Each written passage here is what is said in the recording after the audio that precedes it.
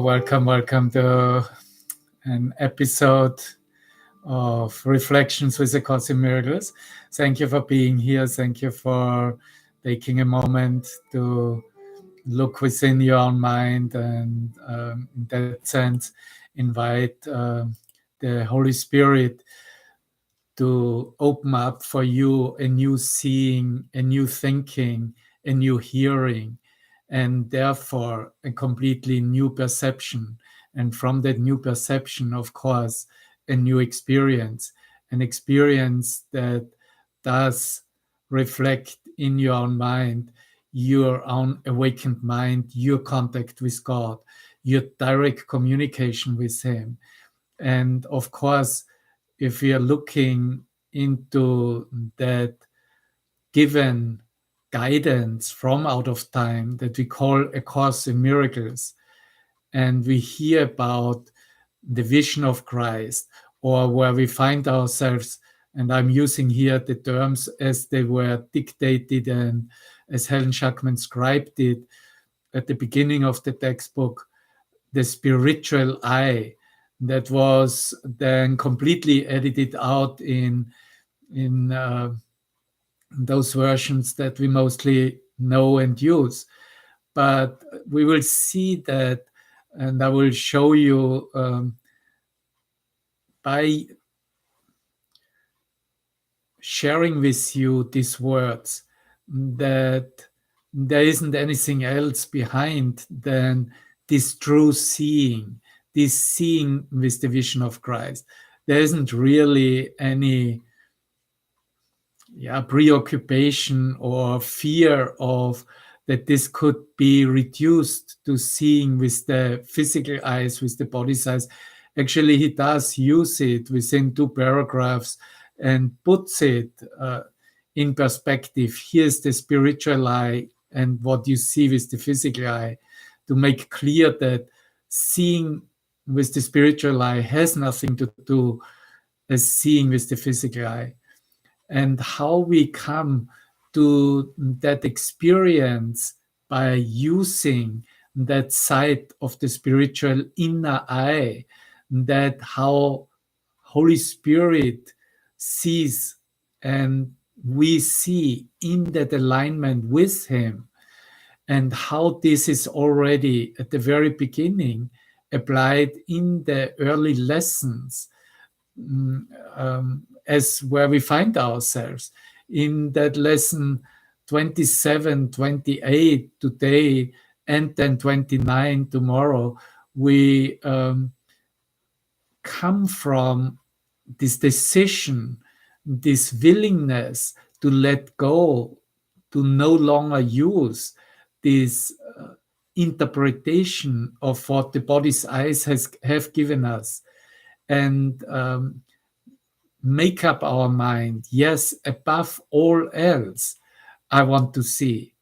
And that wanting to see is the decision to think and to have the truth perfectly aligned and present. And this is the seeing with the inner eye. And in lesson 28, which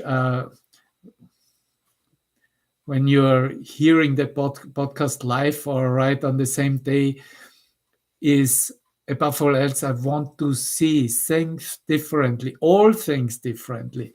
All my thoughts that were projected outside myself and reflected back that world of meaningless nature differently, so that I can come in tomorrow's lesson 29, to the clarity that God is in everything I see.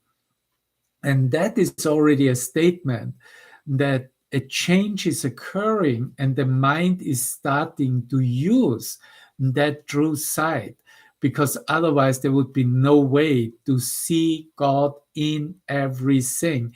It is literally reflecting the entire universe in every single thing.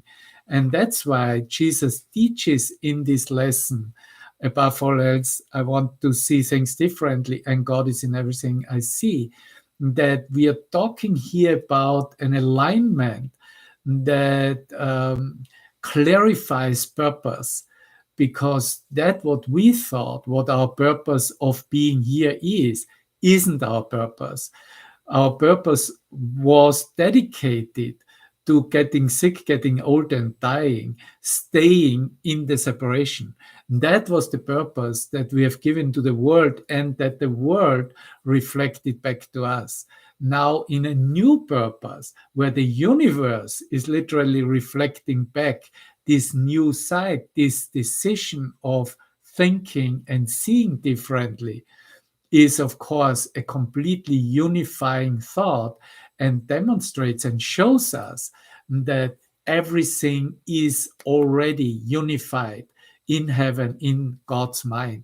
And so what we see in a changed way when we change our mind is the one thought, what literally God sees, and that is creative thought as light itself. If I'm just gonna make a little discourse or go into the lesson itself, and look at that, where he starts to explaining that you see a lot of separate things about you, which really means, and he reviews that those are the early lessons, you are not seeing at all, as this is not seeing, right? This is not thinking. If we think in separation, you either see or not, so you either see that light that is creative, and see that how the entire universe opens up in everything, or you're not seeing anything at all. You're not seeing. And when you have seen one thing differently, when you have seen in one little thing that it isn't what the meaning was in the past, but opens up to that perspective of light and unification of oneness, then you will see all things differently. So here you see there's definitely this transfer of the power of thought, this transfer of the meaning, the new meaning, which is literally meaning of God himself. The light you will see in any one of them is the same light you will see in them all. So it can only be a one reality, and it has to arrive at the recognition of what is already one. So welcome, this is just great news. Ne? And when you say here still out of the lesson, above all else, I want to see this table differently, as an example, right? You're making a commitment to withdraw your preconceived ideas about this table and open your mind to what it is and what it is for. So what it is and what it is for, that is what spiritual sight is offering us. That is what he uses in the early texts, in the Urtext, as the spiritual eye, seeing through that inner eye. This is also a term, of course, that is used in the Eastern traditions. That inner eye is used for many meditations, because it is the seeing. You could say, well, this is this looking, and there are the methods of looking to and through the pineal gland, and you can express that as you want. It doesn't really matter, no? But it is a seeing within, with the entirety of what mind is, because mind is creative, and mind is God's mind, and mind is light. And therefore, this seeing through that inner eye offers you the recognition what it is, and secondly also what it is for. That's the purpose, what it is for. So you're not defining it in past terms, you're asking what it is rather than telling it what it is. And this is beautiful also. So it's not about explaining here conceptually and being smart about what already has been learned, but it is basically all only about that asking, that communication inside, and allowing the Holy Spirit to come forth and In that sense, let you be told and shown what it is and what it is for. You're not binding its meaning to your tiny experience of, here's the example tables given, or your tiny experience that you have about yourself in time space, that you have about anybody and everything in your mind on that level of image making, of seeing a world. I really love that part that Jesus calls it. This is very tiny. This is a tiny experience. This is just a fragment of what you literally can open up your mind when you join with seeing with that inner spiritual eye, with the Holy Spirit. Nor are you limiting its purpose to your little personal thoughts, to your little personal private thoughts. See, this is what we need a mind training for and have to learn, because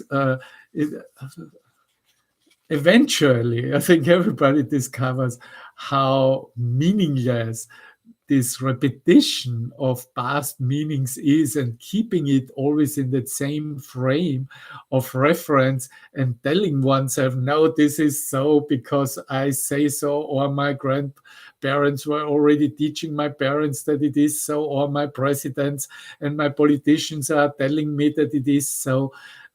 This is here about a purpose that is so all-inclusive that it can only show the universe in everything. And that is then expressed in tomorrow's lesson. God is in everything I see, when he says, wait, yet we emphasized yesterday in that lesson, what we were just sharing, uh, that the table shares the purpose of the universe. He makes it clear here. And what shares the purpose of the universe shares the purpose of its creator. And creator is here capitalized. This is the purpose that is given from out of time, from God's mind. So we should really learn how to look on all things with love, appreciation, and open-mindedness. That's the invitation. And that's what this mind training of A Course in Miracles absolutely facilitates. If you're here new, then have a look, give it a try, and start doing those lessons on a daily basis, starting with lesson 1 and going along and dedicating an entire year to this shift, this change of perception and perspectives. So to look on all things with love, with appreciation, and with open-mindedness. Because without that really guided from out of time change of perspective and seeing, there is no way that you could ever really see in a true sense. And this is also why there's this connection given in that early chapters, and particularly in this Urtext version, between that spiritual eye and seeing with the use of the spiritual eye, with the healing action and experience in the mind that opens up. And he calls it at that point that we want to share charity, this aspect of love that we mostly use in terms of when there is a charitable or a neighborhood support or idea expressed or shared. But charity, it was also in the Bible used literally as that experience of love. So to look on all things with love, appreciation, and open-mindedness. And if you are already anyway looking at this, what we will find in the notes of Helen Schackman in the Urtext, then we want to continue exactly where we left it the last time. And I was reading in both in the edition coming from the Foundation for Inner Peace, as well as it is in the Course in Miracles International edition of A Course in Miracles, and reading Now, in comparison here, using the complete and annotated edition of A Course in Miracles published by Robert Barry, as you might know. And even here, certain things are not edited in a way I feel it or I edit it for myself, because when he speaks about that spiritual eye, which is talking about our vision of Christ, seeing with the Holy Spirit, of course, I would write that S and I, E capitalized, which isn't here capitalized at all. So he says that corrective learning always begins with awakening the spiritual eye and turning away from belief in physical sight. So here he already clarifies that that physical sight, depending on the physical eyes, isn't really what we are talking about. But we are talking here about this inner seeing and seeing everything with the inner eye. And we had it already before mentioned, just a few chapters before, a few episodes before we mentioned it. And here he was saying, in the context of the temple, if you remember that the real beauty of the temple cannot be seen with the physical eye.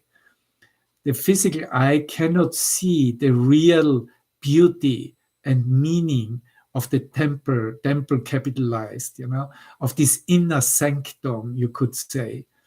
The spiritual eye, on the other hand, cannot see the building at all.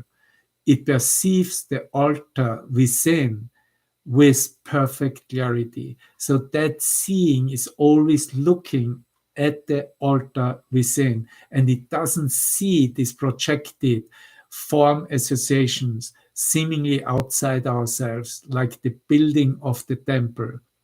This is because the spiritual eye has perfect vision.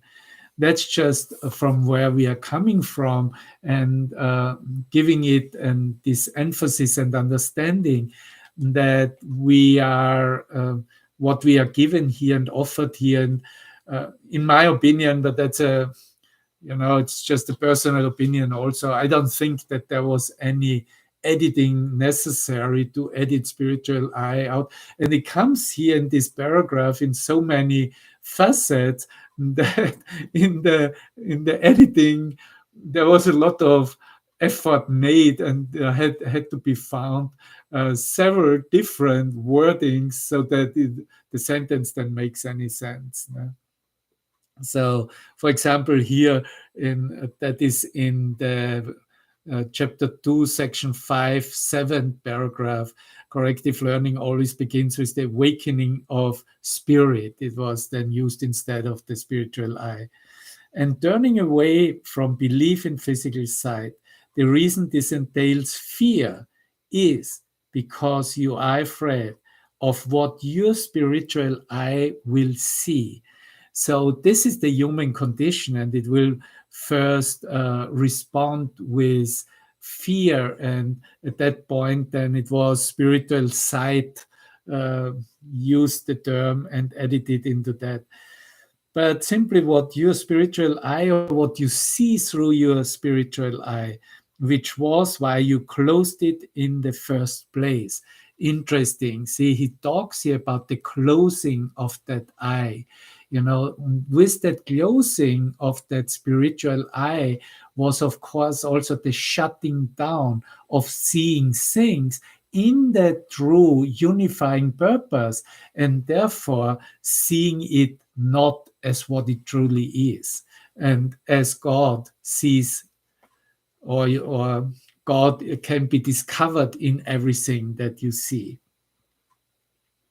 We said before that the spiritual eye cannot see error. And here was then in the edited version was then directed towards the Holy Spirit. I said before that the Holy Spirit cannot see error, and that's all correct. I'm not gonna be here too critical, but I don't see any reason why it cannot be said that the spiritual eye cannot see error, and is capable only of looking beyond it to the defense of atonement. There is no doubt that the spiritual eye does produce extreme discomfort by what it sees. And so here it was just said that this may produce discomfort. The thing that you forget is that the discomfort is not the final outcome of its perception. When the spiritual eye is permitted to look upon the defilement of the altar, it also looks immediately toward atonement. So that inner seeing, once it sees that there's a defilement, there's a shutting down, or there's an impossible meaning given to what is seen, it actually looks immediately towards the correction, towards atonement. Nothing which the spiritual eye perceives can induce fear. And this is good news, isn't it? Because the entire transformation is about to be free and to liberate ourselves from any idea of fear, from fear itself. And so if we hear that seeing with the spiritual eye and what is perceived through the spiritual eye does no longer induce fear, then you can already imagine and think that it will only open up towards healing, seeing it correctly, and therefore then coming into love, charity, appreciation, right? As we already mentioned it. Everything that results from accurate spiritual awareness merely is channelized toward correction. Discomfort is aroused only to bring the need to correct forcibly into awareness. So whenever the human consciousness experiences discomfort, then we need to remember and know that some part of the mind is still in complete resistance and resists what is really offered. And what is offered is the correction. So it brings the need to correct forcibly into awareness. So it's kind of the sense of, okay, you chose that this is now the time to make that change, to heal that part. Here is your situation. This is what you asked for. So you are responsible. Now go about it and make that change, right? And if that is, of course, avoided, then that discomfort, which is literally pain in the mind, increases. Of course, we all know it. We all come from there. And finally, we just let go completely and allowed how that guidance through the Holy Spirit has been given us. And is experienced and as healing, as forgiveness, as literally waking up from the dream. Here comes now in the next paragraph the expression, what the physical eye sees is not corrective, nor can it be properly corrected by any device which can be physically seen. As long as you believe in what your physical sight tells you, all your corrective behavior will be misdirected. So this is again what the ego tries to strengthen and to offer the human mind constantly, the belief into the physical sight, into the evidence of physical sight. And therefore, all corrective behavior will be misdirected. So that means that the truth isn't seen and recognized anywhere. That means that everything is held in that special meaning, in that limitation of meaning. And that is why you see that the attack thoughts are coming back and attacking that mind. And literally that mind is at war with himself, with his own true self. And we better let go and invite the undoing process completely and let that happen and wake up from this dream, isn't it? So continuing.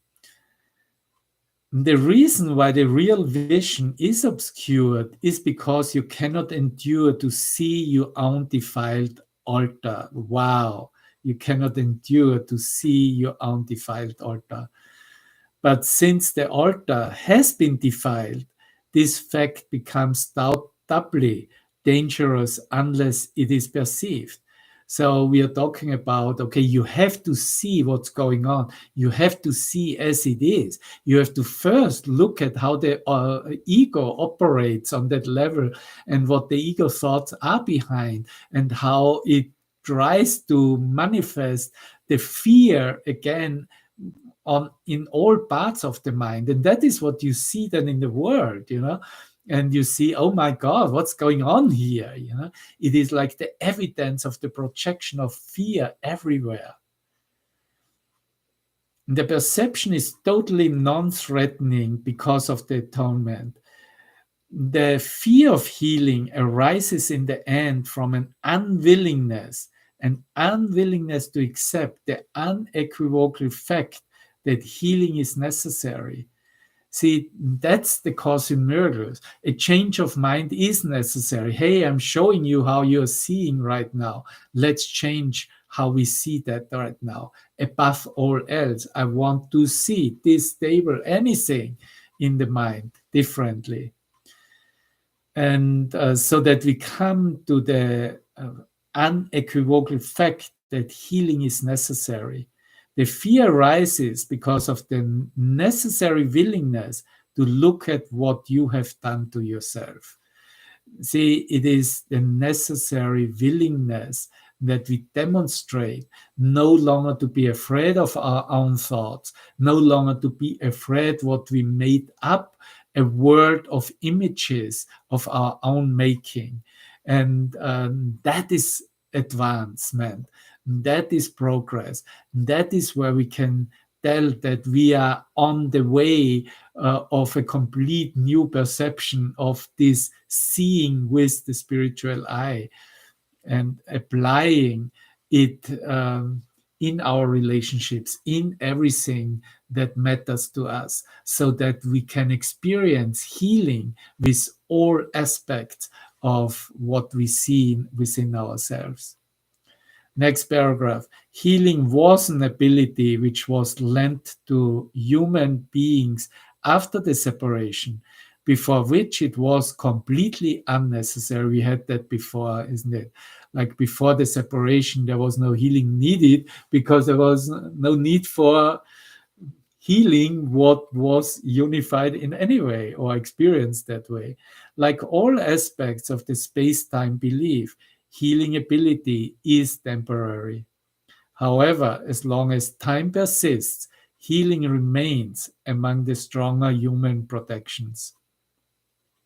This is because healing always rests on charity. So from here on, he starts to talk about the connection of that outcome of love, gratitude, appreciation, acknowledgement, and we will see how he brings it about. Healing always rests on charity, and charity is a way of perceiving the true perfection of another. Love, charity is the way of perceiving the true perfection of another, even if he cannot perceive it himself. Most of the loftier concepts of which humanity is capable now are time dependent.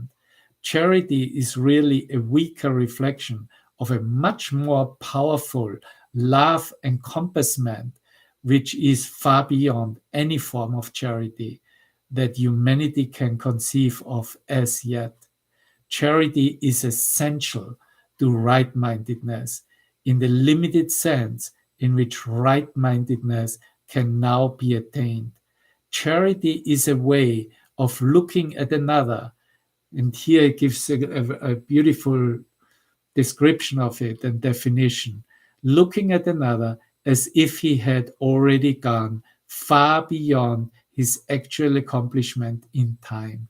So you see literally your brother already home. You see him already in heaven. You acknowledge that you are the only one left in the change of mind, in the change of towards a new perception. But charity, as the coming from an expression of love within, of that looking with the spiritual eye, is in a way of looking at another as if he had already gone far beyond his actual accomplishment in time. And since his own thinking is faulty, he cannot see the atonement himself, or he would have no need for charity at all.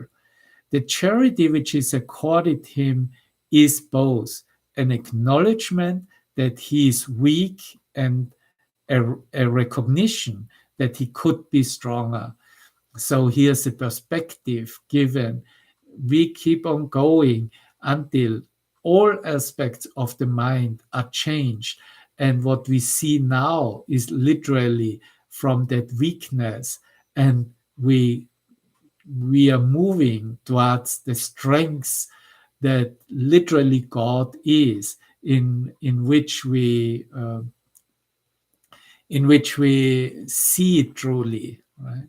And have the vision, or seeing with the vision.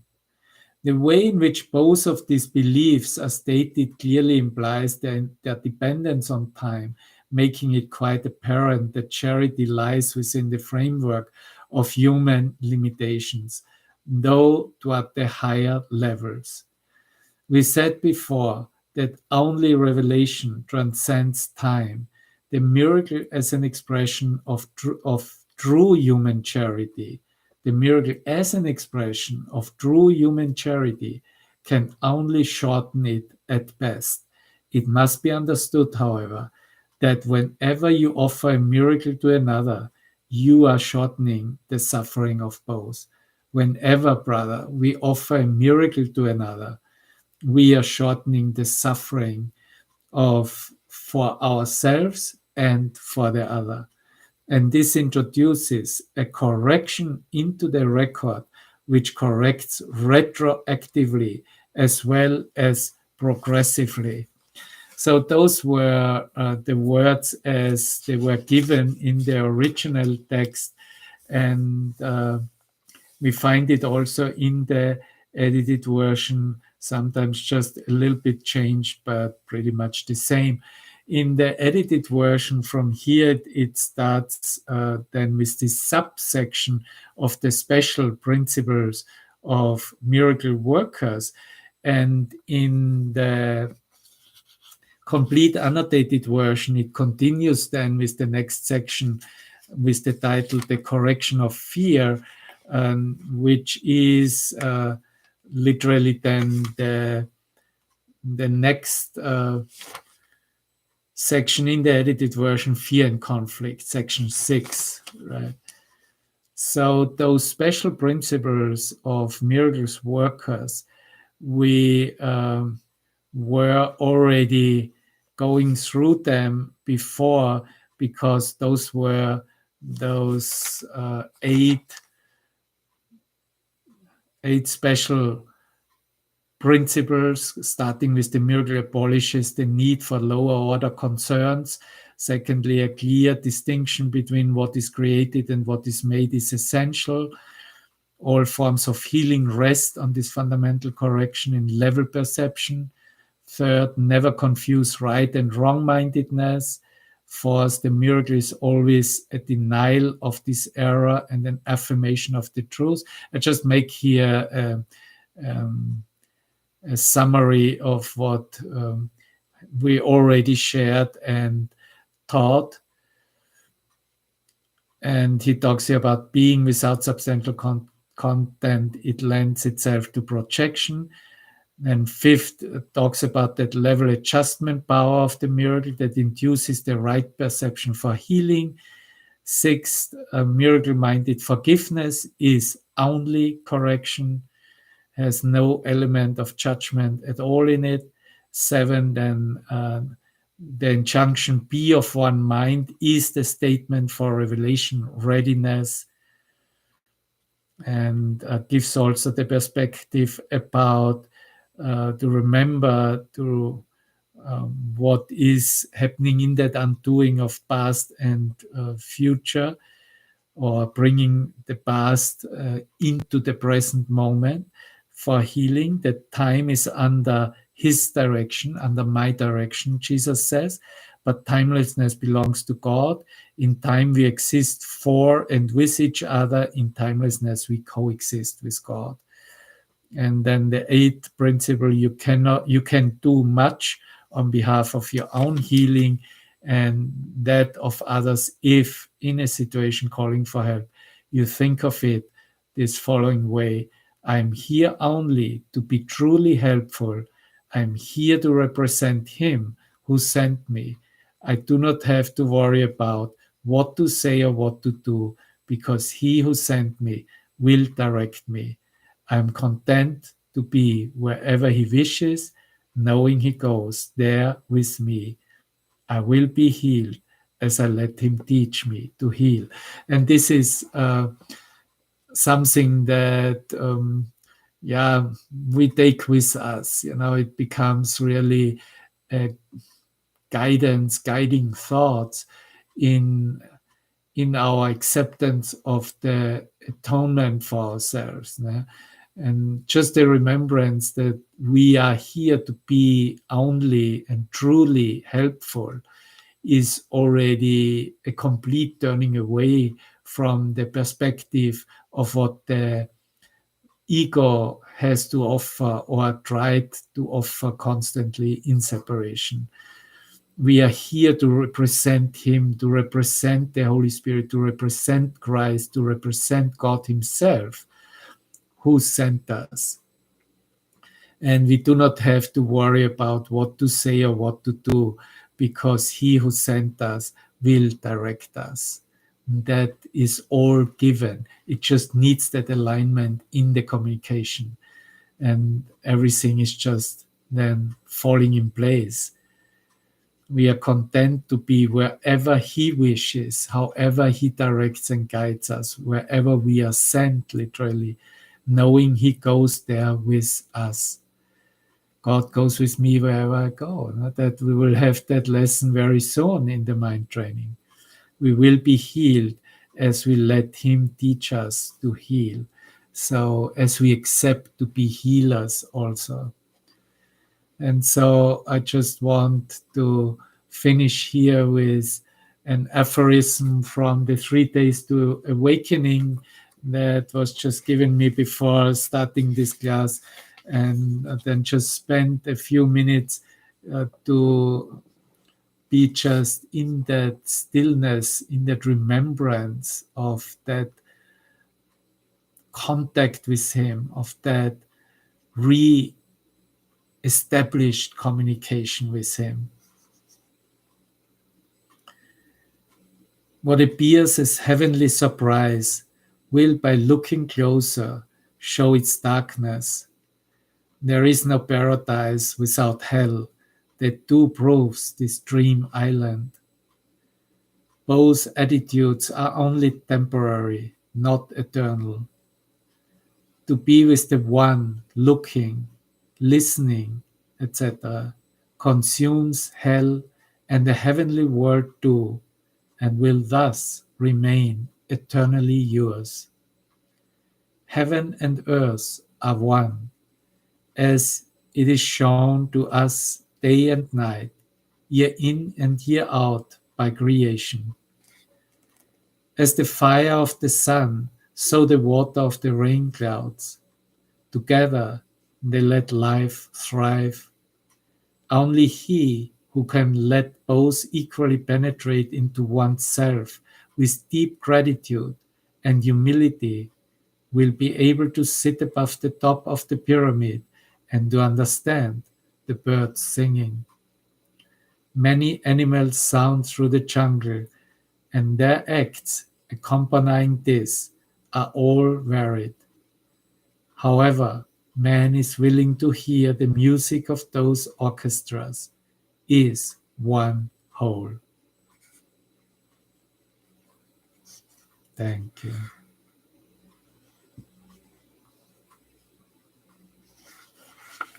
One more.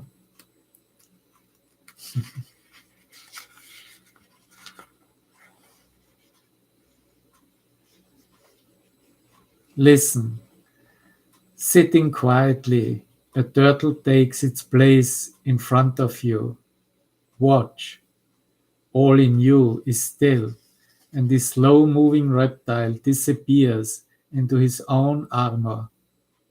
Her task might be to lay eggs in her own time.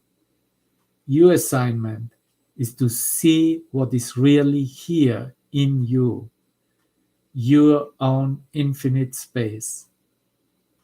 Not to follow the beast and to define yourself once more as part of a relationship. Why would you waste time and bother about this when heaven is waiting for you? Every friend with whom you share in your heart something from your illusory world will always be an element of uncertainty as long as there are considerations and goals. I am the only security in which you can always trust, but cannot put on a lock. Where trust is no doubt. Where trust is love, surrender, joining in one mind, healing. You cannot exchange this safety, this singular reality. It is given you from God and is you. Love yourself.